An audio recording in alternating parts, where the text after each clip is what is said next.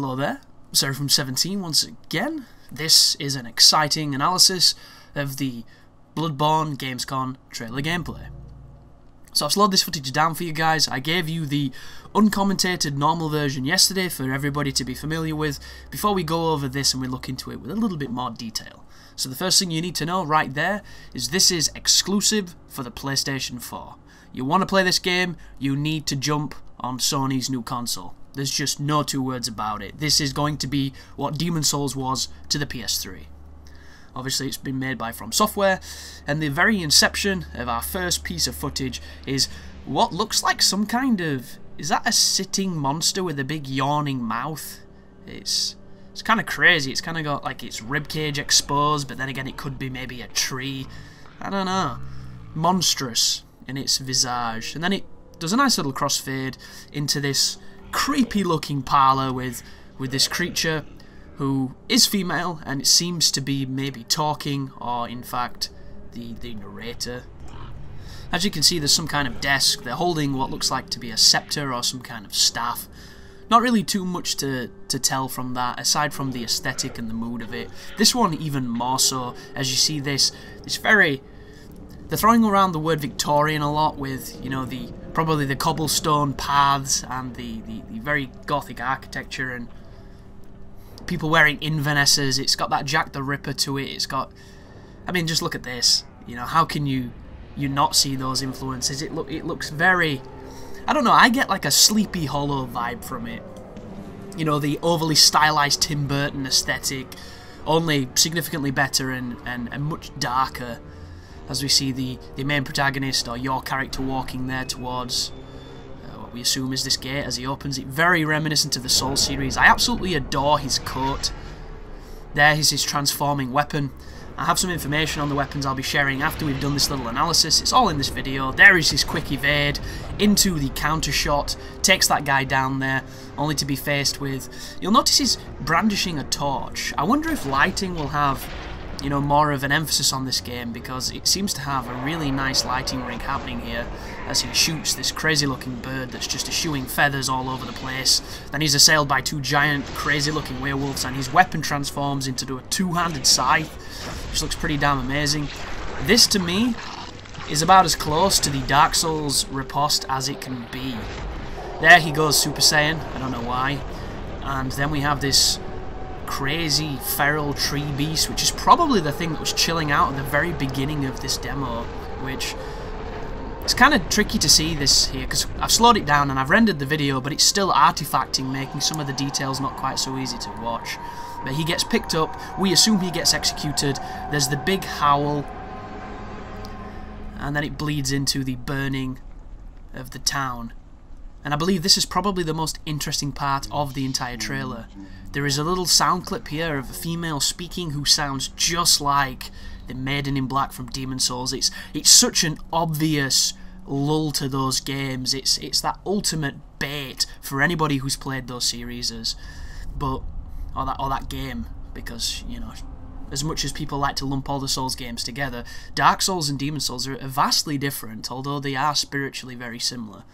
But there you go, guys, that is the Gamescom trailer. There it was slowed down. And what I'm going to do now is I'm going to take some of the information that I learnt from Gamescom, and I'm going to overlay it now with a bit of video footage in the background, explaining some of the details, some of the hands-on that people have got, some of my concerns, and just some of the facts that I've found through other people's empirical evidence. So this is just an overview of some of the information that I managed to take from a lot of the articles I've been reading, because I've had my finger on the pulse of Bloodborne all the way through Gamescom, and this is some of the stuff that I found out. So the first piece of information that's worth sharing is the city is called Yharnam, the city that's burning, the city that's got this blood plague that's happening. It's spelt Y-H-A-R-N-A-M. It's an interesting word, it's an interesting spelling. I'm not too sure what to think of it other than, you know, obvious fantasy crazy name. Moving on to the motto for the title seems to be truly perilous combat. That's the word that Miyazaki's throwing around. That's the emphasis on what this is. It's the risk versus reward. There's a whole bunch of systems that we're going to talk about just in a little while that'll feed into this notion of perilous combat. So as you can see from a lot that we've seen, the emphasis is on blood. It's in the title, it's all over the streets, it's absolutely everywhere. And blood vials are now going to be the effective thing that replaces your Estus. It's going to be the way that you heal. And from the reports that we've heard, there is now a designated button to heal rather than having to cycle through items. If you press triangle, it will heal you with these blood vials if you have them. Also, the HUD displays on the top left the HP and stamina bar, and the health items available to you will be displayed like the humanity counter was in the original Dark Souls. And one of the things I've noticed by the game being swathed in blood all the time, which would be probably something very interesting, would be is if you can do something with it. For instance, you know, if you execute an enemy, it sheds more blood, and then that blood either becomes currency to use it in some sort of, you know, economy, or maybe it fills up your vials to give you the ability to heal. So there's a notion of if you put yourself in a bad situation, or you put yourself in risk, you can get that reward of increasing your vials, so that later on you can, you know, you can fight for longer, you can keep on going, and you can seek out combat to get life back. And we're not talking about, you know, regenerating health or anything, just maybe an intuitive system of healing, which could be quite interesting. This is me completely speculating here, guys. I have absolutely no idea, haven't played the game, don't know a thing. But moving on swiftly to the regain system. So this is something kind of interesting. This is by no means a new mechanic, but it's something that is new to the Spiritual Souls game. And what this system is the moment you take damage, in the breathe after period of you recovering from said damage, there is a window where you can counterattack, and if you do so, you will receive HP back. So there is a way to, through taking a risk and through recovering from said risk, you can then get some of your HP back. And the information shared so far was quite vague, but it's saying that different weapons will give different amount of HP back on these regain system, and this is all playing into that truly perilous combat notion of getting in close, taking risks, and reaping the rewards of skillful implementation of the combat. So another really interesting thing that I read was that weapons can be transformed mid-combo to alter their effects and their movesets.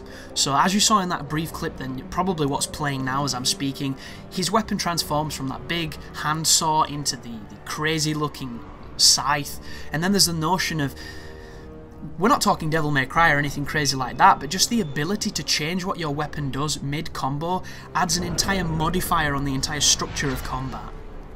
That one modifier gives it an entirely new dimension of depth, which already makes it superior to the previous Souls experience, if it works.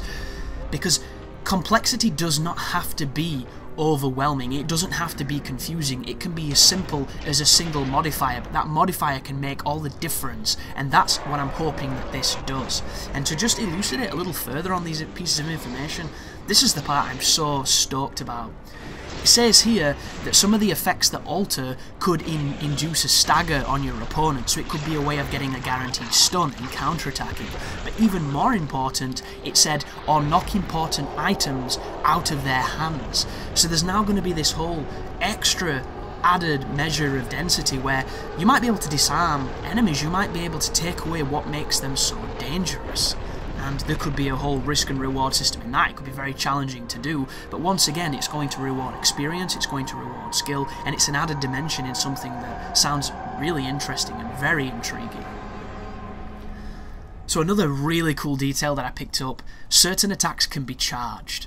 So I've been wanting this in a Souls game for a very long time, and this is technically not a Souls game, this is Bloodborne, guys. This is a new IP, this is a new franchise. It's just taking a lot of those, the things that made those Souls series great is been transcended into this, and hopefully this could be, you know, even better.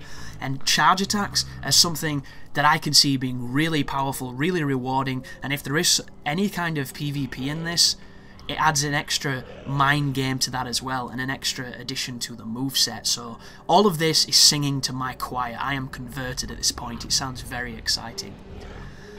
Another point is regain will vary between weapons. I've already mentioned that the health back you get will differ, so that's an old one. And then there's this. In the demo, there were these elderly female enemies that the player got to fight, and From made this point of pointing out the weakness of these old ladies, which is kind of stereotypical and funny, but proved to be their you know, the way that their downfall, the way they brought them down. So these old ladies apparently had weak hips, because when you get older, you know, you get a lot of problem at your joints. Hips are one of those problems. There's a lot of stress on them, a lot of strain through a long life. And he rolled into one of these elderly female enemies, and apparently it stunned her and enabled him to do damage and gave him an opening to beat them up, because he was exploiting the fact that they had this weakness in their hips. So as strange and almost, you know, like borderline sexist and just weird as that is, although, you know, factually true, I guess, hips do fail, it tells you more about the game than just these elderly female enemies. It gives the possibility that every enemy on this game, maybe even bosses, maybe even yourself, will have some kind of critical weakness that can be exposed and that can be capitalized on. And to me, that is just bread and butter, delicious awesomeness, and I'm super stoked for it. But the final point of this video, guys, before I wrap up here, is perhaps not as positive as those, because this is a bit I'm a little bit worried about, but because we don't know how the game plays and we don't know how it feels, it'll all depend on how this affects it. But Famitsu Magazine revealed that the game is going to be pushing 1080, so the resolution's going to be there, but the frame rate's going to be capped at 30 frames per second. And for all I know, the game might be built for 30 frames per second, and it might do it justice. It might give it that laboured, you know, meticulous combat that the Souls series was known for. It might make it function. It might be fine. But immediately my gut reaction says, if it ain't 60 frames per second, it's going to be a huge disappointment, because the whole notion of these next-gen consoles is pushing that resolution, pushing that frame rate, pushing that fidelity. It's just taking everything to 11, and I'm afraid that they've been so ambitious that the frame rate cannot keep up. And if that is the case, it could be Dark Souls all over again. And the last thing I want is a game with an unstable frame rate. I don't mind if it's so unstable, if it's fluctuating between 50 and 60, but if it's sub 30, then there's a very big problem. And if they're aiming for 30, it already tells me that maybe they're having trouble hitting that, let alone 60. And all the footage that you've seen of this game has had frame rate problems. And I don't want to be, you know, the naysayer. I don't want to harp on this and get too obsessed with something as pedantic to a lot of people as frame rate, but I'm a gamer who believes fervently that it's incredibly important, because it gives you twice the amount of frame data, twice the amount of reaction input time. It's so important to games, and I'm hoping that they can get something that really suits this game. But that has been my Gamescom teaser trailer information. That's pretty much all I've got at this point, and hopefully we'll be able to see some more information on this title, because they have mentioned it will be dropping next year, early next year. They're saying February, and I don't know about you folks, but it might be about time I got a PS4, because this game looks really special. Thank you very much for watching, and as always, you take care now.